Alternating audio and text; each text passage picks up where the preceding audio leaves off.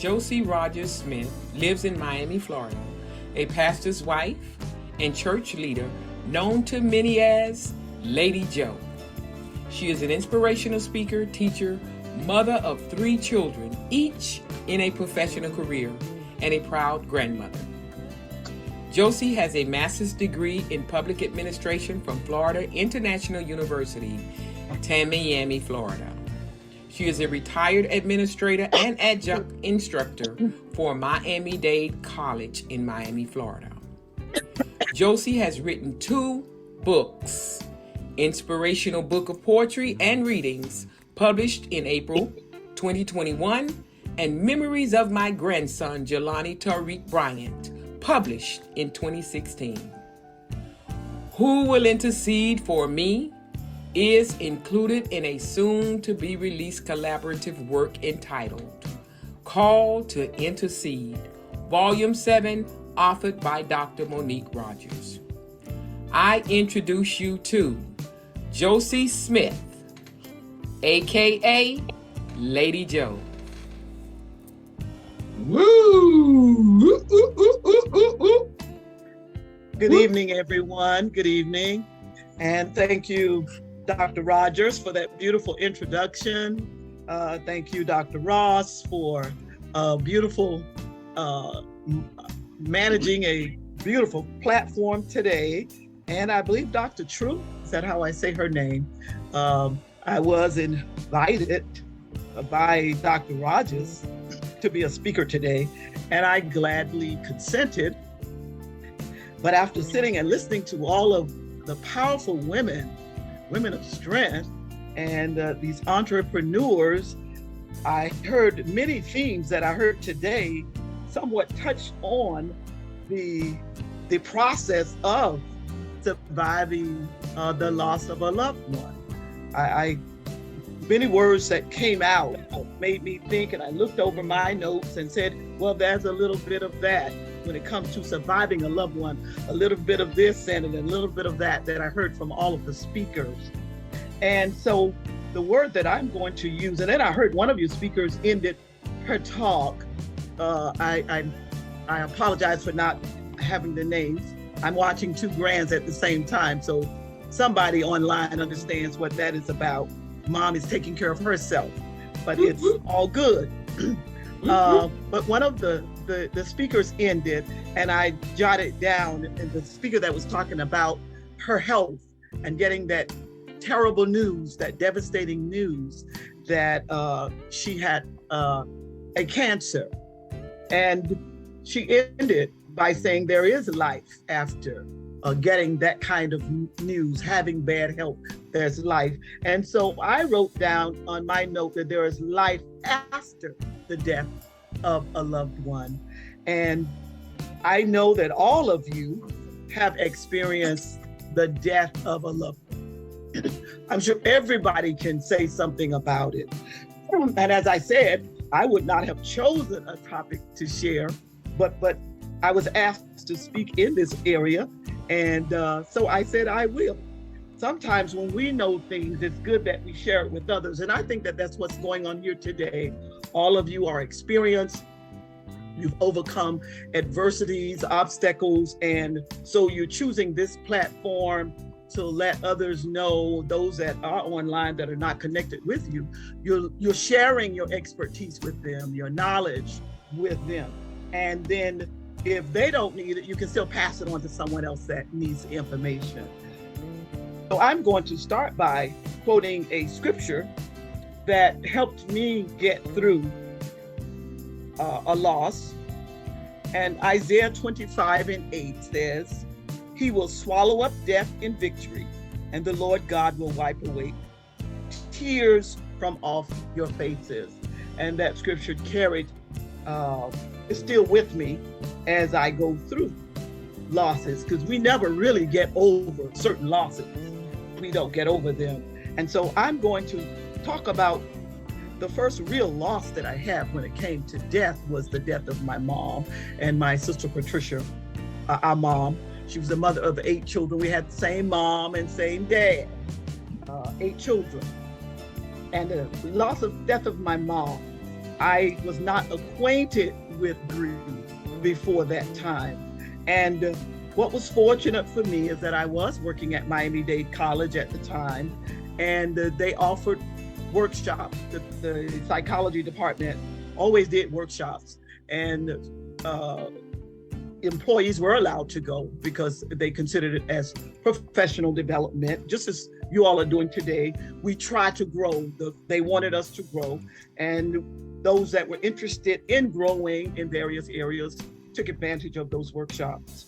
And at the time I signed up for that workshop, my mom had just passed away, and I had been crying, did not know what grief was, crying off and on, crying off and on. And I was beating up myself for the crying because I'm like, well, it's been a month. Why am I still crying?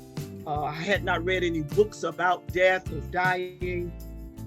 And I was a miserable mess going to work because I was confused. I thought I should not be crying.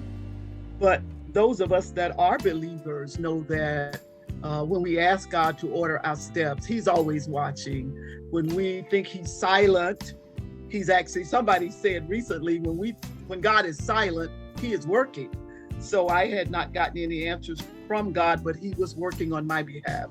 And so when that workshop came up, a self-development workshop, and they were going to cover 4 different areas: death, finances, a couple of other things, health, just as what you all are doing here today.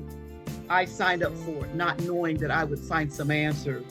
And truly, God led me there because it helped me not only help myself from then on.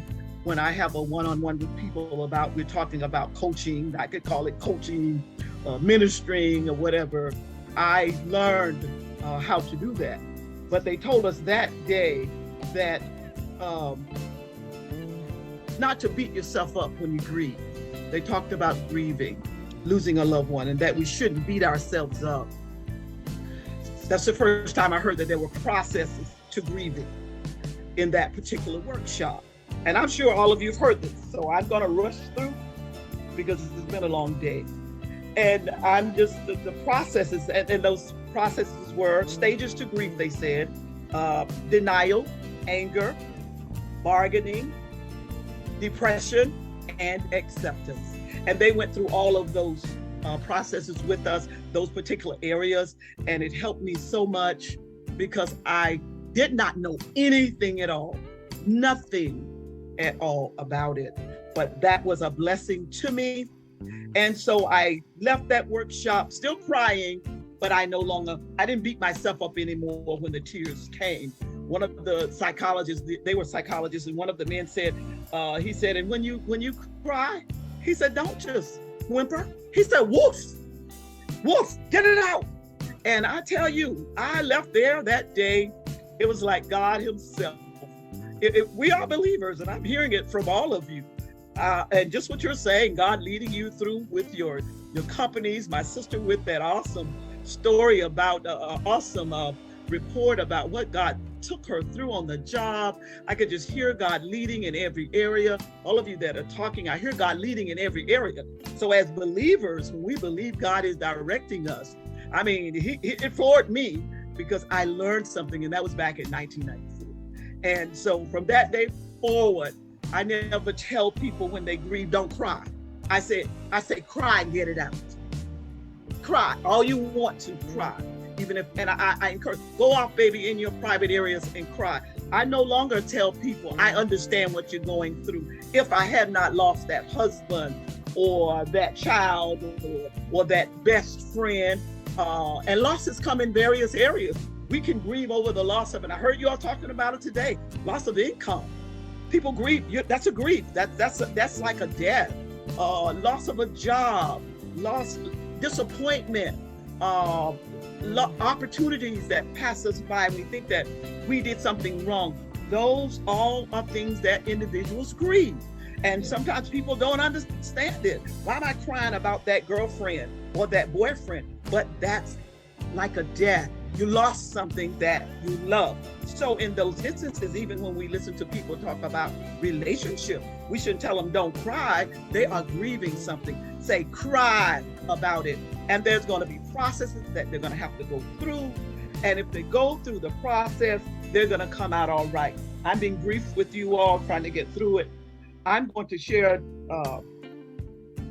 some information from a Dr. Alan Wolflett, and they summed up what I went through, those processes when we grieve anything. And I'm not going to say the death of a loved one, but as I said, my mom was the first to grieve. My grandson died 6 years ago. It feels like it was yesterday. So grief does not end right away. It is a process and it takes time. But we must realize that grief is a process and it's unique to every individual. We should talk about our grief. I did have to do that. Sometimes, and I heard people even today talking about being encouraged to pursue their careers. They talked about going to the right person. The woman, the individual that talked about her health, the people that I thought would support me, she said, were not the ones, but somebody, God sent someone else. So we have to talk about our grief, but not everybody will understand our grief. So then anything that you grieve, because I want to be able to reach you all, anything that you grieve, find people that will understand what you are going through, that will support you. Allow yourself to speak from your heart, not just from your head. And then also, this doctor said, avoid persons who are critical or who try to steal your grief from you. They may tell you, keep your chin up, carry on, be happy. While these comments may be well intended, you do not have to accept them. You have the right to express your grief. No one has the right to take it away. When we suppress grief in any way, then we hinder the healing process. Number 3, this doctor said, expect to feel a multitude of emotions. And women, I know we beat ourselves up.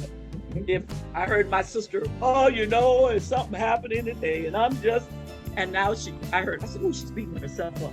But I like what she did. At some point, she said, I got to go offline and do something. And that's what, this is all in keeping with just grieving things or going through.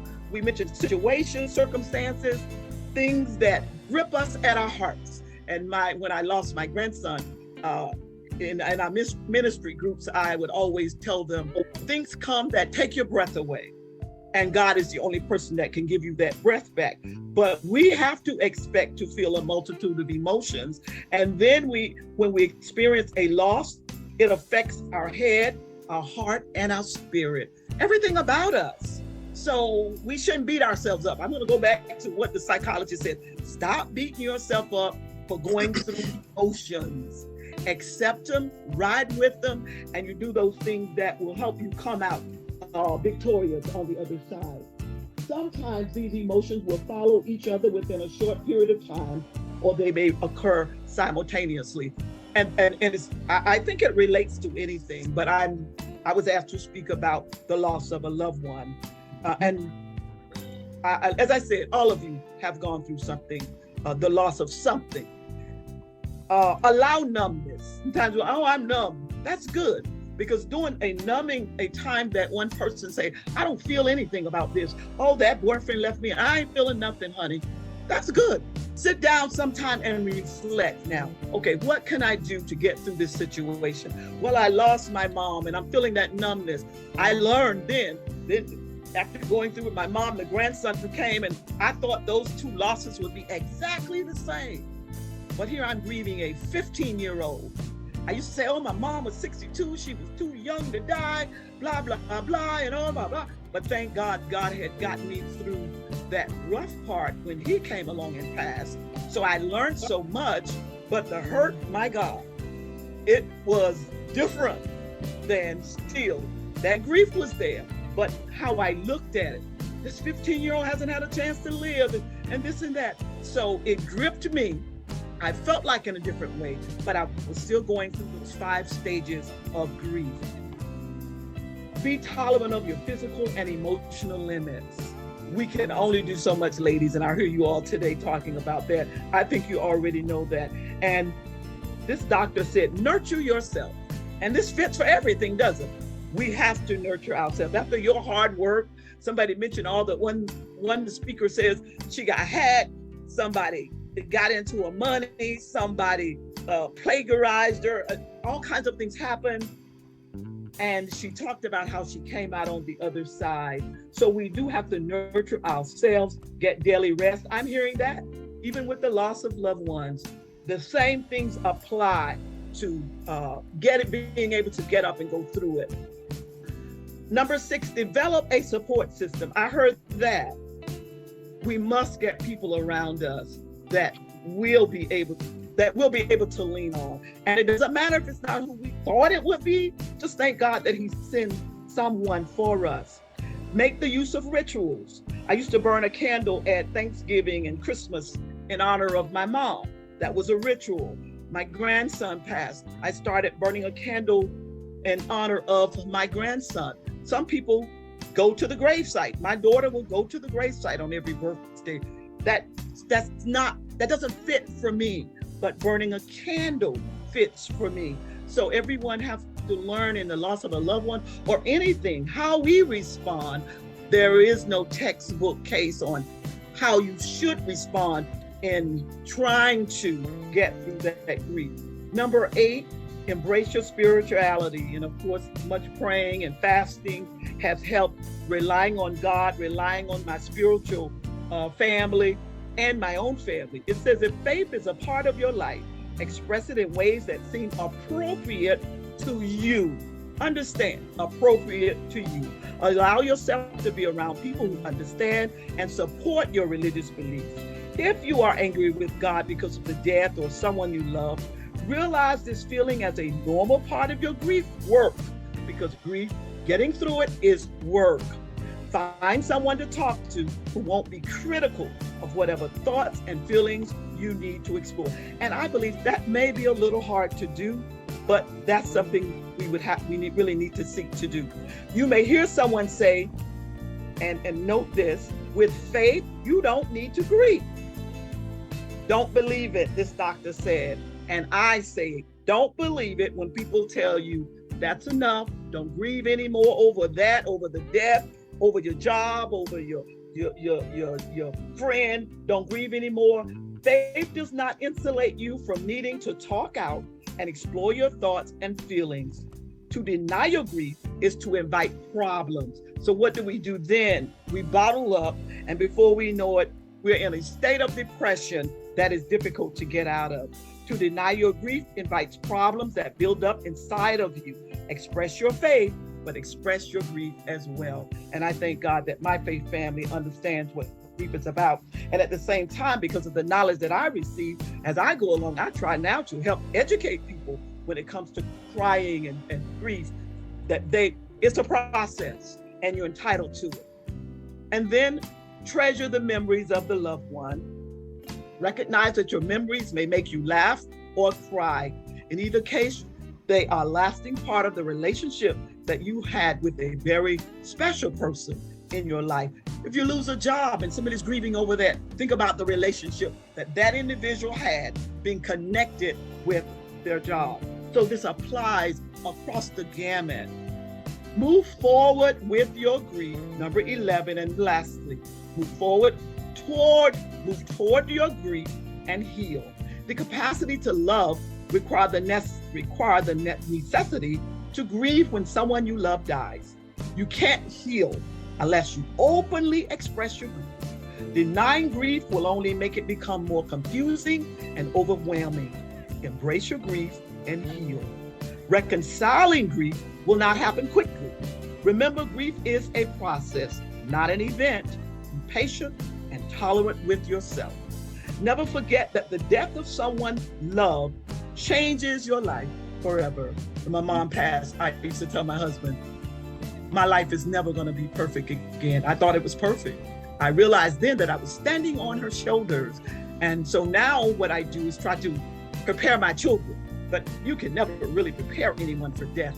But I tell them, you're standing on my shoulders. You won't really know until I'm gone.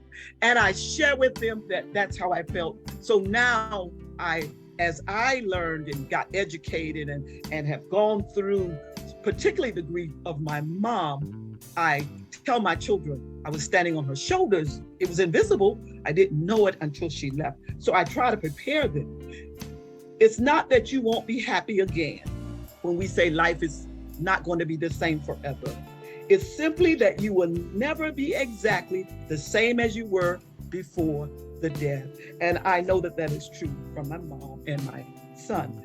Now, there is a scripture, and I'm just about done. Isaiah 61:3 says, "And provide for those who grieve in Zion, to bestow on them a crown of beauty instead of ashes, the oil of joy instead of mourning, and a garment of praise instead of a spirit of despair." And I've heard all of this sort of come today from you women who are saying how you overcame adversities, disappointments, because out of what happened with the death of my grandson in particular, I said, God, give me something to do. So there I relied on my faith, as well as information from the psychologist at the college. And then they told us if we got too depressed or too down, they told us to seek help. And so going through the death of that grandson, I found out everybody in the house grieved differently. And I'm looking around and I'm telling them I need some help. And I remembered what those psychologists told me when I went to that workshop some years before that time. You go get help if you feel like you cannot get through this process, the grief processes. So then I started reading and looking on the internet. I said, I need to see a counselor, a therapist, a support group. And I started looking for something besides myself. And I said, God, you show me what to do. And sure enough, he let me come across a particular therapist. And I called her up, signed up, and I went to see a therapist twice. We can call her a psychologist, a therapist, or whatever. But I took her instructions. I was able to go to her and open my heart, really talk about all the kinds of things that were within me as a result of that death, the issues, everything. And I felt good because when I left, I knew that those things would be confidential and left with that therapist. So I let people know that I needed help, and God told me to go, and it helped me. And then when I got in another slump, I said, I got to go back. I called her up. I'm so sorry. I need to come back. One of the things she told me at my first visit of how to channel the grief that I was feeling, that slump that I was in. And she said, you know, you need to write a book. And mind you, God had already told me the night of the child's death. I said, God, how can we let him go? Such a beautiful child that has such an innocent life. How can I let him go? God said, write a book. And so when I saw the therapist, she said, put this in a book. And I'm one of those people, I'm not hard-headed. You tell me once, I'm going to do it. And so from there, I wrote a book, Memories of My Grandson, Jelani Tariq Bryant. It is on Amazon. It is on Amazon. And so I wrote that book right away. And it wasn't easy because I cried through it. Not a big book, but I felt like it met a need that I had to not let his memory die. It met a need. And so I wrote that book. And then I had poems that I wanted, that I had been writing over the years because I love poetry. And so even from remembering that, I said, I started a poem book. I put a poem book together during the pandemic. Somebody talked about that. Now, again, grieving losses. You can't go out. You can't go this. Well, what can I do to help this feeling of loneliness and desperation that's inside? I was homeschooling grandchildren and helping. And so, you know what? I'm going to publish my poem book. And I got there and I got that done. And I'm close. So from ashes, from, you all talked about it, from disappointments, positive things come out of it if we allow God to lead and guide our lives. I'm going to close with this poem that I wrote, and it was in memory of my mom, published in, I think she's already told you when it was published, and it's on Amazon as well, Inspirational Book of Poetry and Readings. And this poem says, oh, how I wish that I could see my mother now. In a long white robe, she would be singing in the choir. She would be wearing golden slippers on the streets of gold. She would be prancing and dancing, never ever to grow old. Lord, you must know the pain in being left behind. You must have a reason for picking flowers that are mine. No, I don't understand that you feel what you feel or what you know, but I rest assured you'll hold me near until it's my time to go. Dear Lord, calm the aching hearts as you lighten the heavy loads. Give peaceful rest to the weary minds. Let sorrows be no more. I want to see her and tell her all is well. Rest and sleep tight. But Lord, I will not go to her until I am your soul's delight. So in other words, I'm in no rush to get to heaven. I'm heaven bound, but I'm not homesick. So I know that I have to wait for the processes of God as well as the grieving processes. Thank you, Dr. Rogers. Thank you, all of. Thank you, Dr. Ross, and thank you, Dr. Chu. Back in the hands of Dr. Ross. You're so welcome. I love that message delivered, because truly some people don't feel that they need help. But when you're going through grief, believe it or not, you need someone to share that with so that you can start to